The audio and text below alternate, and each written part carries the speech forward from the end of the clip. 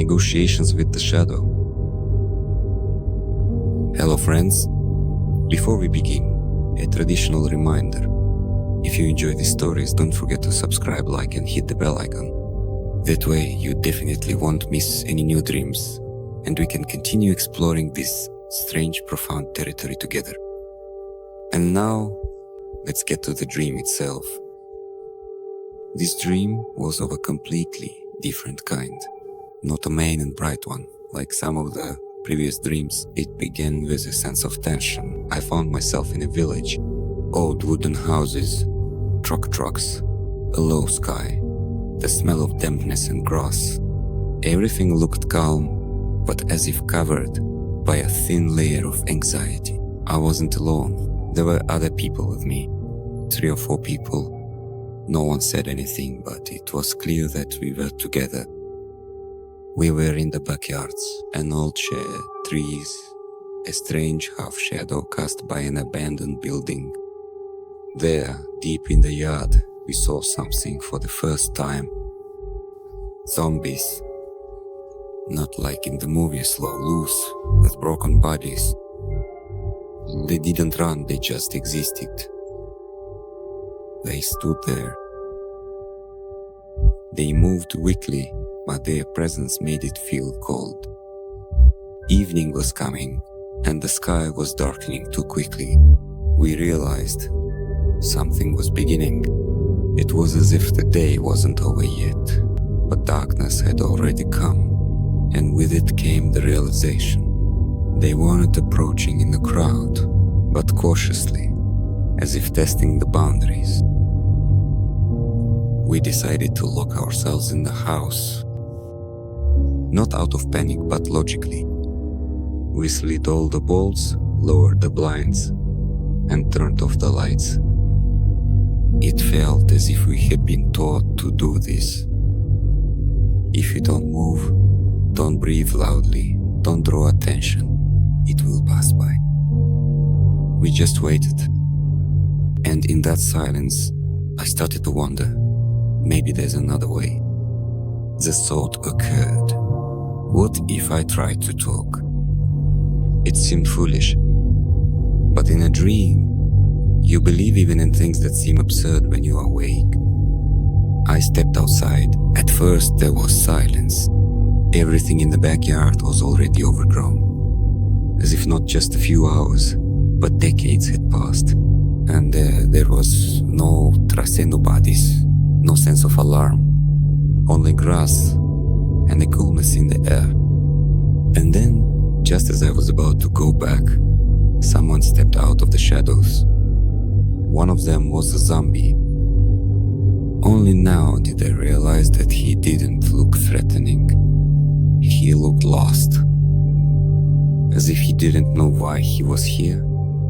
His face looked like that of an ordinary person, just without any expression. Emptiness, but without malice. I spoke. My voice was trembling, but the words came out on their own.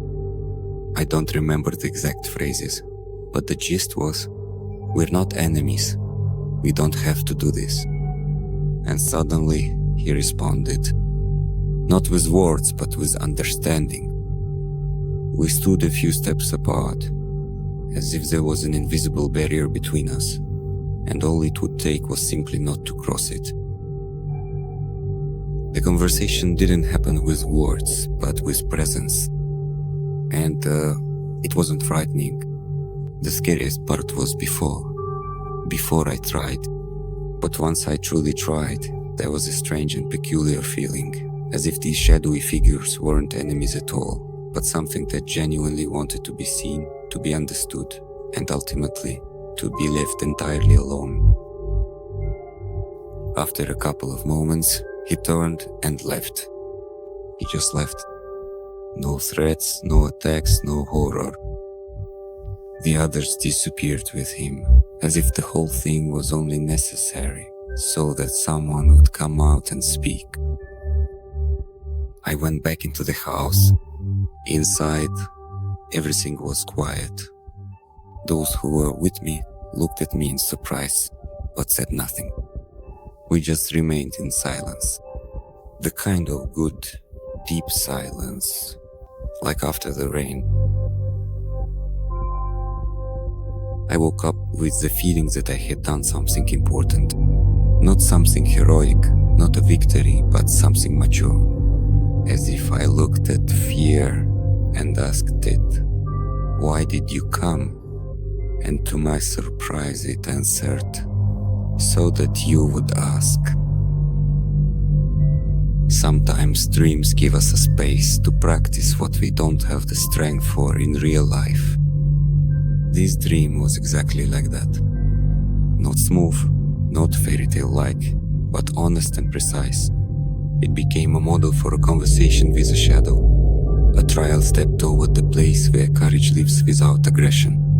This is one of the most mature and conscious dialogues with the shadow that the unconscious can offer. Not a symbolic attack, not a metaphor for struggle, but a real model of interacting with what usually frightens, paralyzes, and hides deep within the mind. And most importantly, in this particular dream, you didn't fight, you didn't run away, you didn't look for any rescue at all. You simply stopped, you looked, and you spoke. When I woke up after such a vivid dream, I realized that the fear hadn't completely gone away, not entirely, not yet. It just stopped being faceless. And also, that I am capable of making contact with what I used to avoid. It wasn't a heroic act. It was a conscious choice of an adult, not to suppress anxiety, but to face its form. Not to run away from the zombies, but to hear what they have to say. In psychology, zombies are not fiction. They are images of repressed, deadened experiences that are still alive, but deprived of energy, meaning, and movement. These are aspects of ourselves that have been frozen. Fear, guilt, vulnerability, trauma. They don't scream, they don't storm in, they approach slowly, as if testing whether you're ready to see them. The house we've locked ourselves in is my psyche in defense. Blinds, bolts, the lights turned off, all of these are symbols of psychological isolation. When I'm not ready to speak or to feel, I knew it was the right thing, because you don't always have to go into open conflict. Sometimes you need to sit in the dark and listen to what sounds inside. But then, another idea came to go out, to try to speak. And that step contained everything. It was no longer an impulse, it was an act of awareness. I made the decision not out of heroism, but out of maturity. And when I saw that zombie, he wasn't an enemy. He was a repressed part of myself, empty from long silence, but not malicious. He was simply waiting to be seen. I spoke, and he responded, not with words, but by not attacking, not hiding. He simply was. And then he left, as if all of this existed only so I could take that step. This is the essence of meeting the shadow in its mature form. The recognition that there is something in you that you don't want to see, but that wants to be heard. Not destroyed, not redeemed, just seen.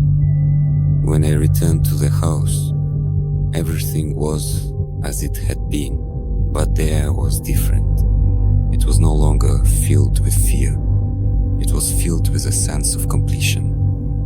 No celebrations, no victory. Only silence, freed from panic. Real. The dream showed me that I am ready to engage in a dialogue with my inner shadow, not for the sake of victory, but for the sake of integration and inner peace. Not all enemies want to attack. Some just come to remind me that they are a part of me. This dream is a training in courage without violence. A reminder that fear is not something to be conquered, but something you need to learn to talk to. If you've ever felt something similar, share your story. Write in the comments. Maybe you've also encountered something frightening that turned out to just be lonely. And of course, please remember to like, subscribe, and don't forget to hit that notification bell for all future updates and exciting content. There are many more exciting dreams and incredible opportunities ahead for everyone. And who knows, perhaps one of those amazing and truly remarkable dreams will ultimately become yours.